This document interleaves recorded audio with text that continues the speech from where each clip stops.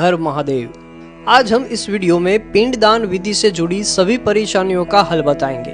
इसे कब, कहां और कैसे करना चाहिए, इसकी पूरी जानकारी हम आपको देंगे, तो इस वीडियो को आखिर तक जरूर देखें। अगर आपने अभी तक यात्रा धाम के सोशल मीडिया प्लेटफॉर्म्स को फॉलो नहीं किया है तो कर लीजिए।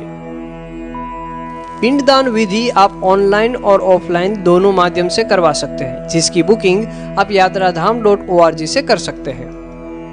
नमस्कार, yatraadham.org में आपका स्वागत है। जी शुक्रिया। सबसे पहले हमारे भक्तों को बताइए पिंडदान विधि क्या है। जी जरूर। पिंडदान को एक अनुष्ठान माना जाता है जो मृतक को शांति प्रदान करता है और आत्मा को पुनर्जन्म के चक्र से मुक्त करने में मदद करता है। पिंडदान से भक्तों की, पितृ की आत्माएं तृप्त होती है। प्रार्थनाएं और मंत्रों के अलावा अनुष्ठान में एक पुजारी या परिवार के सदस्य को स्वर्गीय को पिंड भेंट करना शामिल होगा। यह विधि कैसे होती है?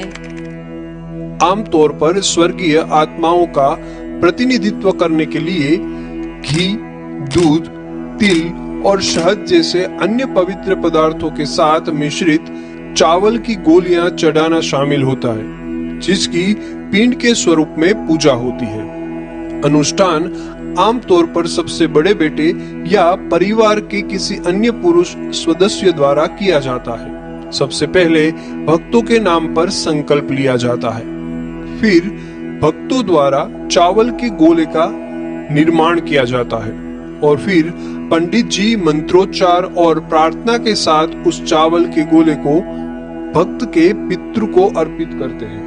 अंत में भक्तों के पूर्वजों को पिंडदान किया जाता है और अनुष्ठान पूरा किया जाता है।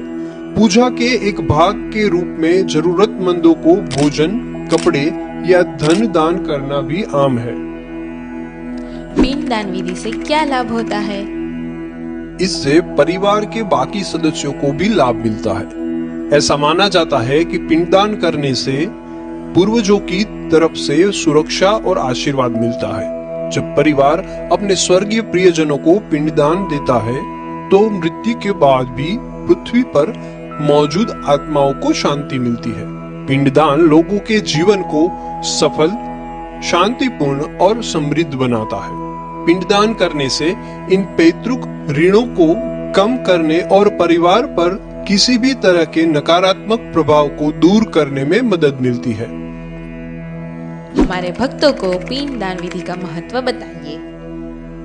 हिंदू परंपरा में जीवित लोगों का नैतिक कर्तव्य पितृ ऋण माना जाता है। अपने पूर्वजों का सम्मान करे और उन्हें याद रखे। पिंडदान करके व्यक्ति इस दायित्व को पूरा करते हैं और अपने पूर्वजों के प्रति अपना आभार और सम्मान व्यक्त करते हैं। ऐसा माना जाता है कि मृत पूर्वजों के अनसुलझे मुद्दे या अधूरी इच्छाएं जीवित वंशजों को नकारात्मक रूप से प्रभावित कर सकती है, जिससे बाधाएं पैदा हो सकती है और उनके जीवन में कठिनाइयां आ सकती है। पिंडदान विधि कब करनी चाहिए?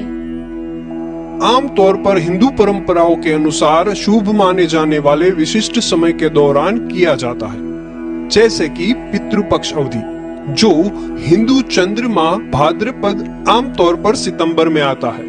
ये मृत्यु तिथि पर या अन्य महत्वपूर्ण अवसरों के दौरान भी किया जाता है।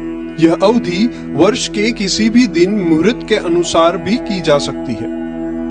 इस विधि में तकरीबन कितना समय लग सकता है?